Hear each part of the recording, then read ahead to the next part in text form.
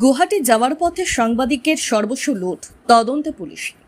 বদরপুর থেকে গুয়াহাটি যাওয়ার পথে নেশাজাতীয় দ্রব্য খাইয়ে দৈনিক সাময়িক প্রসঙ্গ পত্রিকার সাংবাদিকের কাছ থেকে নগদ অর্থ, মোবাইল ফোন ও গুরুত্বপূর্ণ নথিপত্র লুটে নিয়ে যায় চালক।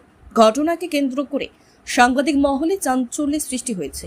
প্রাপ্ত তথ্য অনুযায়ী দৈনিক সাময়িক প্রসঙ্গ পত্রিকার বদরপুর ঘাট প্রতিনিধি মইনুল হক বাহারউদ্দিন বদরপুর থেকে গুয়াহাটি যাওয়ার উদ্দেশ্যে S01UC0830 এর অল ইন্ডিয়া পারমিটের একটি ইকো ভ্যান যাত্রীবাহী গাড়িতে ওঠেন। অভিযোগ, গাড়িটি বদরপুর টুরিস্ট কাউন্টার থেকে যাত্রা শুরু করার পর গুয়াহাটির পরিবর্তে শিলচরের দিকে রওনা দেয়।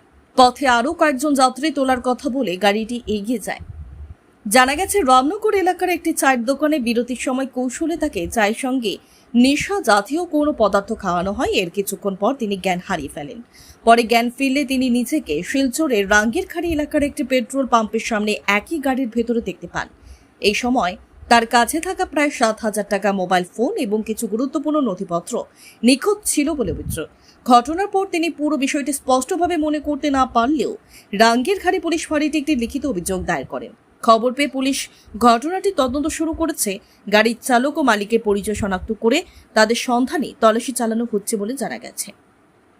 ঘটনার সঙ্গে জড়িতদের দ্রুত গ্রেফতার করে আইনানুগ ব্যবস্থা গ্রহণের দাবি জানিয়েছেন সাংবাদিক মহল ও স্থানীয় বাসিন্দারা। পুলিশ সূত্রে জানা গেছে, অভিযোগের ভিত্তিতে মামলা রুজু করে ঘটনার বিভিন্ন দিক খতিয়ে দেখা হচ্ছে।